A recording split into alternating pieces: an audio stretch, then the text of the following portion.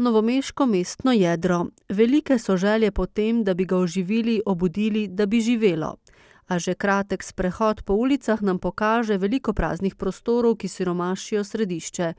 Na drugem bregu pa so skupine ustvarjalci društva, ki želijo delovati, a nimajo ustreznega prostora. Običajno, ker si ga ne morejo privoščiti.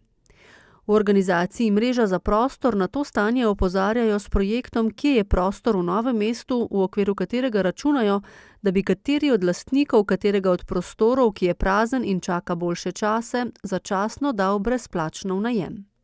In v tem vmesnem obdobju je fino, da je ta prostor izkoriščen. Mnoge organizacije, umetniki, iniciative potrebujejo prostore in take reči lahko zelo prav pridejo. Samo v središču mesta so v krajevni skupnosti Center našteli več kot 80 praznih prostorov. V Mreži za prostor so prepričani, da se lahko iz mesečnega brezplačnega najema, kolikor ga predvidevajo v projektu, razvije dolgoročno sodelovanje. Da se nekaj začne, da se vsi opogumijo, je pa tukaj en mesec. Naprej, če dejavnost nevladne organizacije ali pa tudi neki drugi iniciativi, da se zažene, da postane uporabna in da se jim splača racionalno, lahko se tudi ta način oddaje prelevi v normalno komercialno najemno pogodbo. Zdi se mi smiseln glih zato, da se ljudje opogumijo, da ideje pridejo na plan, da ljudje, ki smo polni ustvarjalne energije, pa mogoče je zdaj nekako ne moremo izraziti, najdemo svoj prostor, mesto dobi vsebino, ki je nujno glede na njegovo zgodovino, na njegovo preteklost. To je sicer bilo vedno trgovsko mesto, samo časi se spreminjajo, trgovina je zdaj drugje in mesto sigurno ne sme stremeti k temu, da postane nakupovalni center, ampak mora postati kulturni center. Prevzemnik prostor uredi, izvede tudi kakšna manjša popravila, si prostor prilagodi in plača tudi vse stroške. Na tem mestu bi to spodbudil nevladne organizacije in druge iniciative, da začno sodelovati. Redka je organizacija, ki potrebuje prostor 5 dni v tednu ali pa 7 dni v tednu in bo polno okupiran, bo dejavnost noter zaživela in bo prostor živel. Zato je zelo fajn, da se ta društva, zavodi, iniciative povežejo in si ta prostor tudi delijo. S tem bodo prispevali mestu, da bo zaživel. Primer začasne rabe prostora sicer v javni lasti je novomeška reciklarna, ki v neposredni bližini tržnice deluje že 2 leti. Občino jim je uspelo prepričati, da je dejavnost, ki jo izvajajo, pomembna, da je pomembno, da prostor živi, saj bi sicer propadal, in tako so razvili sodelovanje. To se mora začeti zaradi tega, ker se potem zdaj situacija postala že taka dost mrtvaška. Prazni prostori, to je v bistvu grozljivo za mestno jedro, ki mora živeti, ki mora brbotati. Projekt Kje je prostor je sicer v Slovenj Gradcu začela Anja Šuler, saj so takrat s prijatelji iskali prostor za svoje dejavnosti, prostori so bili prazni in ideja je vzniknila. Mi smo se tega lotili tako, da smo se v bistvu postavili v neko vlogo agencije in smo kontaktirali hkrati lastnike praznih prostorov, jih vprašali, če bi bili pripravljeni pristopiti k enemu takemu eksperimentu in za en mesec dati v brezplačno uporabo prostore. Hkrati smo pa iskali podobne sebi, se pravi neke ljudi, ki bi želeli prostor, pa si ga v bistvu ne morejo privoščiti. V mestu so bili, pravi Šulerjeva, nad idejo navdušeni, v prostorih pa so se odvijale različne dejavnosti. Šiviljski salon, punce so oblikovali glino, kvačkarce so se združile, pa so skupaj imele en lokal, potem razne delavnice, osebnostne rasti. Tudi kuhno smo imeli v bistvu eno pop-up restauracijo za en teden. Največji uspeh je bil pa v bistvu en prostor, ki še vedno obratuje, ko so se lokalne ustvarjalke združile, ustanovile društvo in še vedno obratuje ta prostor. Tako je sodelovanje postalo dolgoročno in se razvilo v poslovni najem z najemnino. Ta projekt torej lahko predstavlja nekakšen vmesen korak, ko lahko lastnik in najemnik brez večjega tveganja preizkusita, ali ima ta način ustreza. Podobno pozitivno izkušnjo imajo tudi v Mariboru, kjer že 7 let živi projekt Živa dvorišča, ko dvorišča v mestu za kakšen dan ali več dni v letu postanejo prizorišče kakšne prireditve. Lahko rečem, da smo zdaj v 7 letih delovanja uspeli vzpostaviti 14 dvorišč. Od tega so dvojne in eno tako malo pač izmenično, odvisno tudi od lokacije, torej redno oživljeni. Recimo eno dvorišče ima popravljalnico biciklov, kjer dejansko stranke hodijo tja, ljudje bivajo in tudi med sabo komunicirajo. Lastniki se verjetno ob tej zamisli srečujejo s pomisleki, da bi prostor oddali nekomu, ki ga ne poznajo, a pridobita obe strani, zagotavljajo sogovorniki. Najbolj jih je po moje strah, zdaj, če seveda živijo na teh dvoriščih oziroma v teh hišah, da bi bilo preglasno. Ampak to je vedno stvar dogovora, torej vedno se lahko kakšne dejavnosti prekinejo v eni določeni uri, ampak nikoli pa ni tak, da bi šel mimo lastnikov.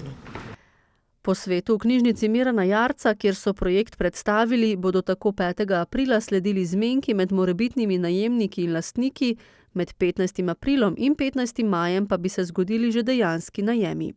Bomo videli, ali bo mesto takrat kaj bolj živahno in živo. Mestno jedro je pomembno družbeno stičišče, a novi televizijski programi in računalniški sistemi, nenehno spreminjajoča se tehnologija in hiter razvoj iz dneva v dan, še posebej otroke prikujejo pred novodobno tehnologijo, brez katere si danes včasih sploh ne zmoremo predstavljati našega vsakdana. Zato želi društvo Naturo zopet obuditi igro in druženje zunaj. Naše poslanstvo in naš namen je v bistvu, da otroke spravimo ven. Če dalje več otrok se ustavlja pred računalniki, pred televizijami, mi pa želimo te otroke spraviti ven. Na tak način, kot je recimo danes, preko igralnega dneva in pa tudi preko drugih dejavnosti, ki jih izvaja društvo. Na igralnem dnevu na igrišču med bloki na Smrečnikovi ulici so pripravili različne dejavnosti. Mi v bistvu organiziramo dogodek igralni dan na tak način, da po sosedski obesimo plakate, s katerimi povabimo otroke in starše, da se nam pridružijo na ta dan. Zagotovimo pa jim material. Imamo lesni oddelek, na katerem dobijo možnost ustvarjanja iz lesa, lahko prosto uporabljajo orodje, mogoče se nekateri tudi prvič srečajo z njim.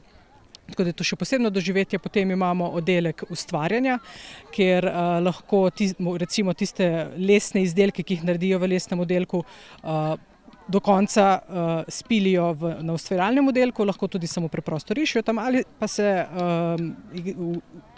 si sposodijo športne rekvizite in se tudi na tak način malo pregibajo telo.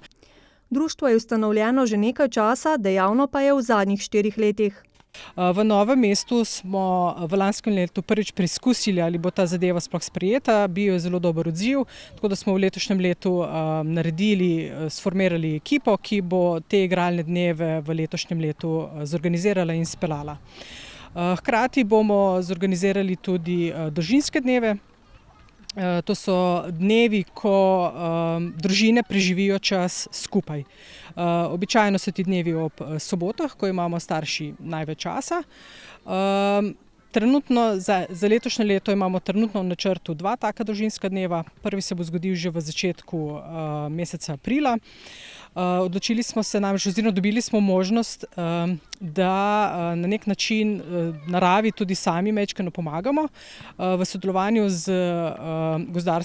z gozdarji novomeške občine bomo pomagali pogozditi en del gozda.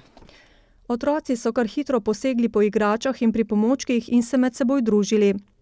Tle se danes zabavam, pa mi je ful všeč, ker lahko že barvam, pa danes sem že naredila en takle izdelek, pa zdaj bom naredila še enega, ker mi je ful zabavno je tukaj, ne. Kaj delaš tukaj danes? Ptičjo hišico. Kaj pa drugače tudi igraš s prijatelji? Kaj se pa igrate? Prej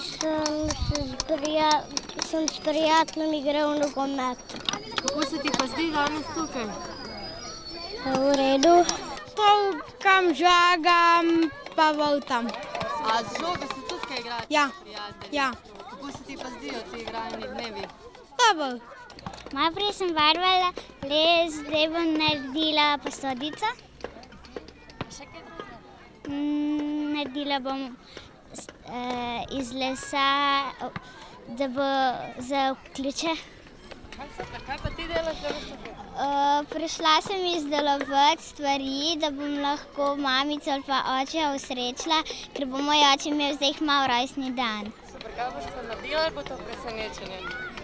Presenečenje. Nad zamislijo o igranju zunaj so bili navdušeni tudi starši.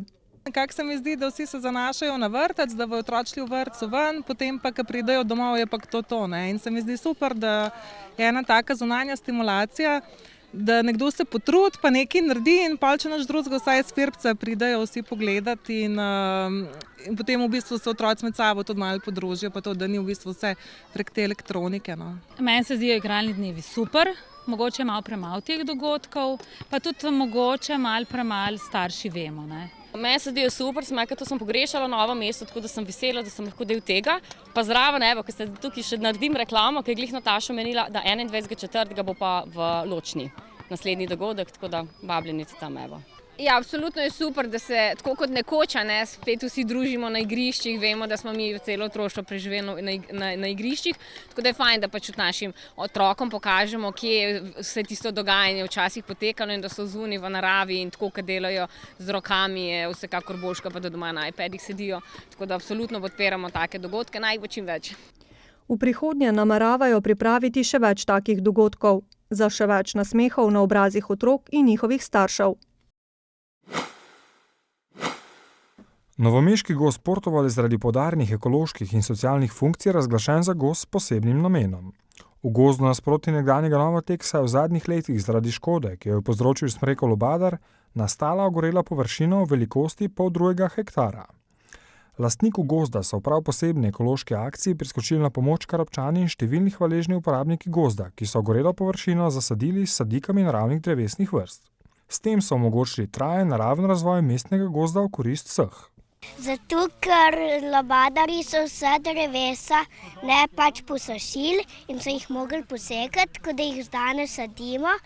In sem jaz eno jelko posadila z mami, tako lepo, da bo rastla lepo, pa ko bo velika, bomo šli pa pogledati. Novomeški taborniki smo se odločili, seveda pri taki okoljski akciji moramo sodelovati, povabljeni smo bili direktno iz Zavoda za gozdove, kjer z njimi sodelujemo in kakor nam pač dopušča, glede na to, da je to dopoldne, kakor pač nas je prišlo. Predvsem Portoval, zato ker imamo ob robu gozda Portoval, imamo taborniško hiško in se v tem predelu zelo veliko zadržujemo. In smo radi tukaj in če se tu ne bi odzvali, potem bi bilo nekaj narobe. Gre za to, da je Portoval mestni gozd, ki ga občani uporabljamo, predvsem meščani seveda, za šport in rekreacijo. Tukaj je tudi za lastnike dokaj omejena raba in v tem primeru je fino, da se je na večji golosek tukaj na pobudo gozdnega gospodarstva dejansko danes pogozdi.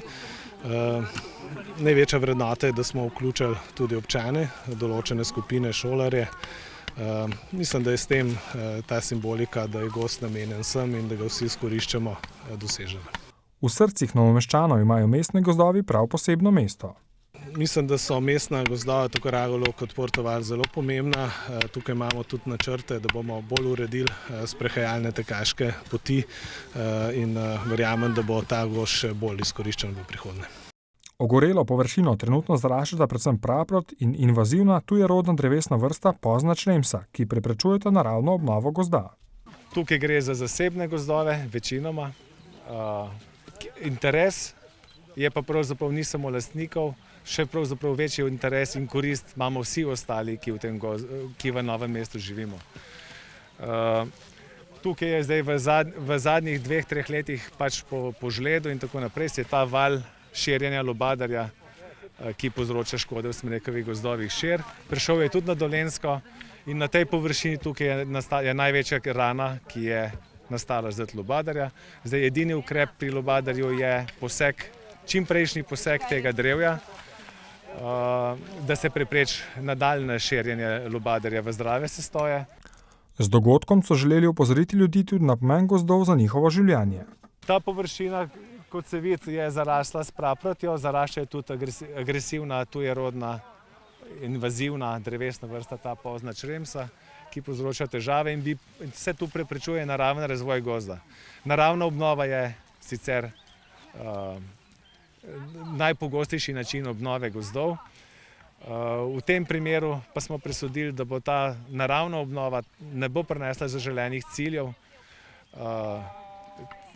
V mestnem gozdu si takele površine ne bi privoščil, da jo čakamo desetletja dolgo, da se bo nekaj razvilo.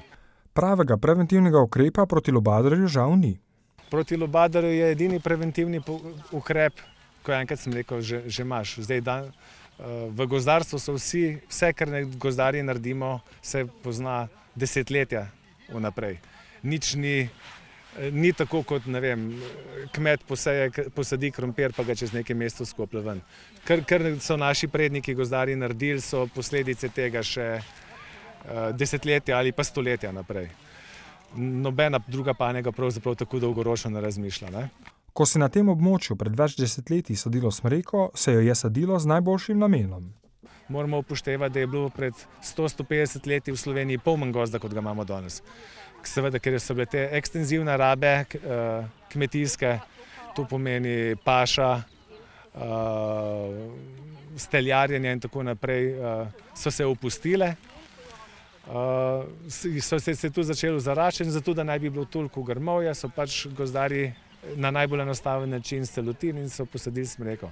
Danes pa, ker se še podnebne spremembe hkrati pojavljajo, skratka vedno bolj vroča, vedno bolj sušna poletja, to je vedno bolj ugodno za razvoj lubadarja, ki rabi čim toplejše pogoje. Tokrat so posadili okoli 2000 novih sadik. To niso sadike, ki bi zrastle v neki drevesnici, to so naravne puljenke. Puljenke so v bistvu en zelo enostaven, pa najcenejši in pa najuspešnejši način pogozditve takih površin. Stvar je v tem, da smo jih nabrali v bližini, kjer so genetsko podobne, so vajene teh rastišč, kakršnih rastiščnih pogojev, kot so tukaj. Hkrati so nabrane bile včeraj, jelke so bomo nabrali v petek, včeraj smo nabrali vse te ostale. Tu so naravne drevesne vrste, skratka, ki tukaj rastejo. Največ je bukve, je tudi gaber, je tudi jelka, javor, kakšna češna. Ta gozd in vse nove sadike bodo v naslednjih letih potrebovale primerno nego. Nad odzivom meščanov na akcijo so bili organizatorji nadvse pozitivno presenečeni, saj se je udeležilo več pridnih rok, kot so sprva predvidevali, kar pomeni, da ljudje gozdove še vedno zelo cenimo. Obeležitvi jantarnega leta v Novem mestu so se pridružili tudi na osnovni šoli Bršljin, kjer so poskušali spremeniti dejstvom, da se vse manj otrok zanima za poezijo in njen nastanek. Tako so pripravili drugo noč poezije, s katero so otrokom poskušali približati literarno ustvarjanje. Poezija je letos na naši šoli že drugič. Veseli smo, da se je pridružilo 200 učencev, kar je več od lani. Ustvarjali so v družbi naših gostov, to je literatov iz sekcije snovanja in reperja Joza. Nadgradili smo s tem, da smo se priključili dogajanju, ki spremlja letos Novo mesto, in sicer jantarnemu letu.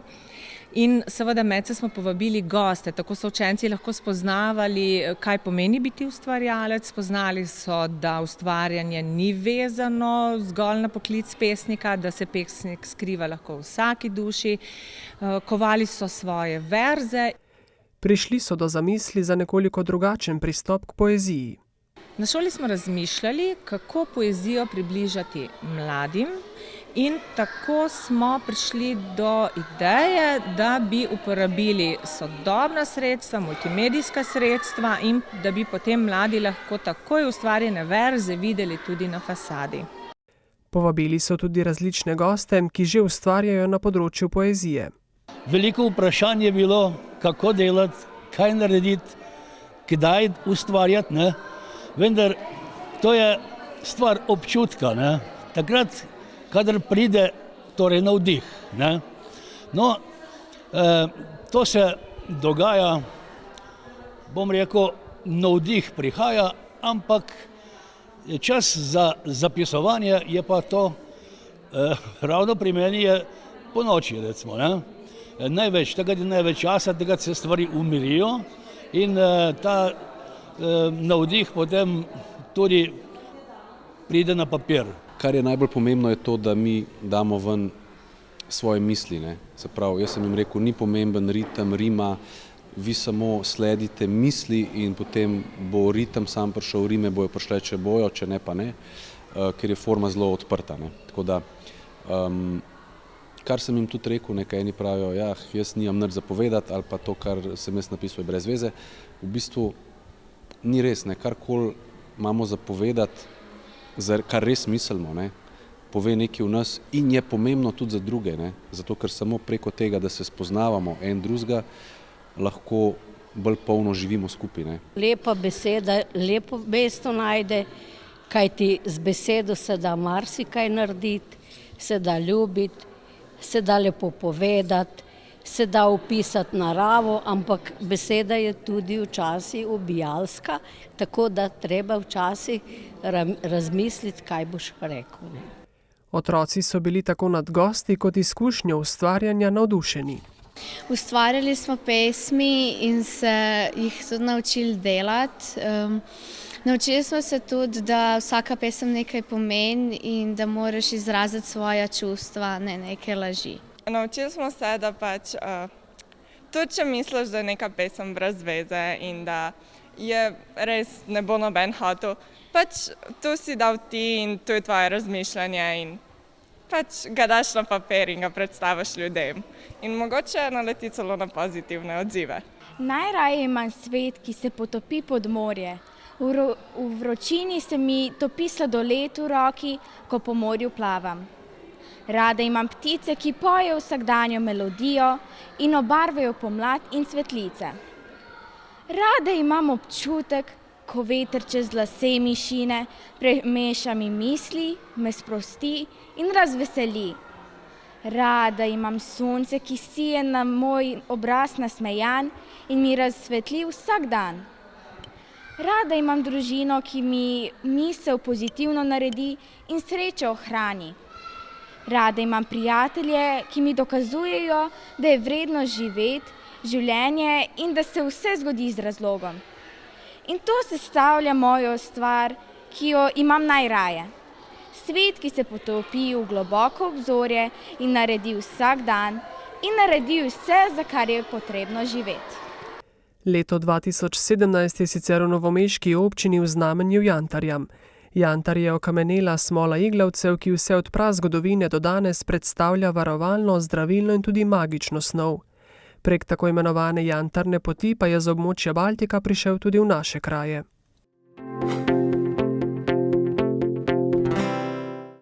V turizmu lahko doživite svoje sanje, so prepričani pobudniki prvega odprtega foruma inovativnega turizma, ki se je odvijal na Novomeškem centru biotehnike in turizma. Hkrati se je začela tudi zgodba Mednarodne akademije inovativnega turizma. Dekan Fakultete za organizacijske študije Boris Bukovec in direktor Grma Novo mesto Centra biotehnike in turizma Tone Hrovat sta namreč podpisala pismo o nameri za ustanovitev Mednarodne akademije inovativnega turizma ali krajše MAIT.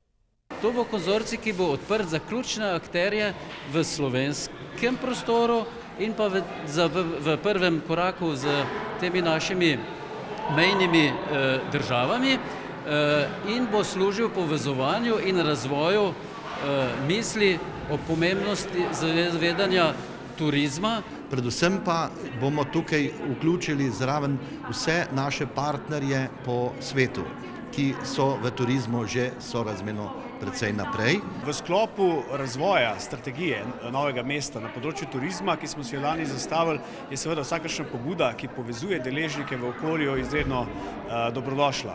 Mlade generacije so tiste, ki lahko s svojim znanjem, inovativnostjo, odprtostjo, mladostno svežino in neobremenjenostjo povzdignejo turizem na višjo kakovostno raven, meni Lea Marija Colarič-Jakše.